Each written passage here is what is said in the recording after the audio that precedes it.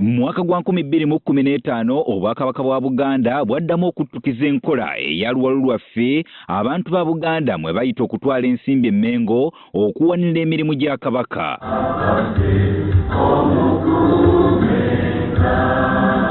Okuva mu mwaka gwa 2015 sente zikuŋŋaanyizibwa buli mwaka zizze zeeyongera.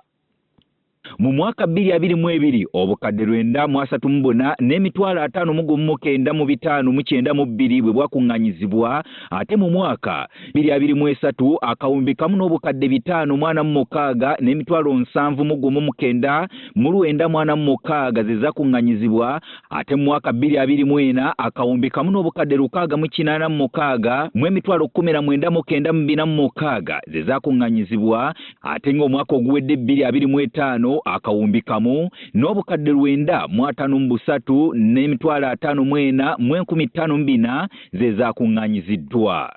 Ku mulundi guno essaza Kyaddondo lye lyanywedde akendo mu masaza gonna okutwala ensimbi ennyingi mu nkola eya luwalo lwaffe.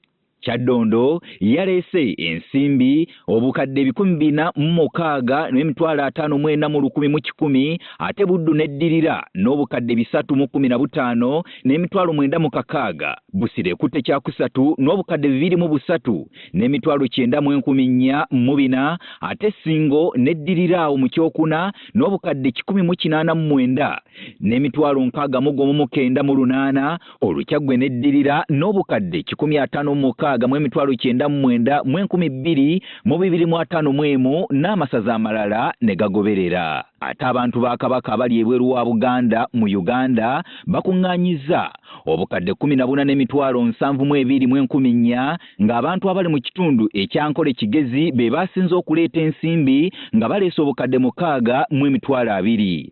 Ate abantu ba Kabaka abali ebweru wa Uganda bakuŋŋaanyiza ensimbi obukadde 74 mu emitwalo 54 mu 62,49. Wabula ensimbi zino zisaasaanyiziddwa ku bintu ebyenjawulo, ng'ebimu ku bisinze okutwala ensimbi kwe kuli okuzimba amasiro g'ekasubi agattuse shiringisi obukadde 471 n'emitwalo 24,441, ate okuzimba amasomero g'abaana abato gatutte obukadde 319 mu emitwalo 40,150, ate okubisa certificate ne kutwala obukadde 262 mu 7,395, ate okuzimba eddwaliro ly'e Busimbi ne kutwala obukadde 196 mu emitwalo 15,110 mu 534, ate sente ziddiziddwawo mu magombolola zikola obukadde 195 mu emitwalo 35,454, ate ng'okugabula abantu mu nteekateeka eya luwalo lwaffe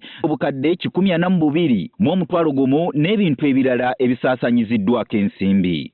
Omumyuka wa Katikkiro owookubiri Oweekitiibwa Rotarian Robert Waggwa Nsibirwa era omuwanika w'Obwakabaka bwa Buganda atubuulidde ekimu ku bireetedde ensimbi zino okweyongera omwaka guno. Ensimbi zino ziddizibwayo mu bintu ebiyamba enteekateeka za Bwakabaka oba program ezaanukula obwetaavu bw'abantu ssaako n'obwerufu obulagibwa mu nkwata yaabwo, kubanga bino bitwogerako nga tuwentebya mwe bannamawulire n'omuntu wenna Omuganda asobola okugenda n'abiraba ddala gyebiri, baga nti baguze ebyuma by'eddwaliro e Busimbi weebiri, baga batandise nansale 13 n'amanya tugoogedde tugabire mu kyapa ddala nansale gyeri eno eya Lumaama, ekyo nayo kiyambye nnyo. Minisita wa gavumenti ez'ebitundu mu Bwakabaka Oweekitiibwa Joseph Kawuki asiimye abantu ba Beene okwettanira enteekateeka ya luwalo lwaffe. Era kyakwenyumiriza nti kati olwaleero abantu okugula certificate buli mwaka kyafuuka kyakwenyumiriza. Abantu bangi ne baabagagga oba bayivu batandise okufuuka ekisekererwa, ekiyeeyezebwa era ekinyoomebwa lwe tebeetabye mu nsonga ya luwalo lwaffe mu bitundu byabwe eby'enjawulo.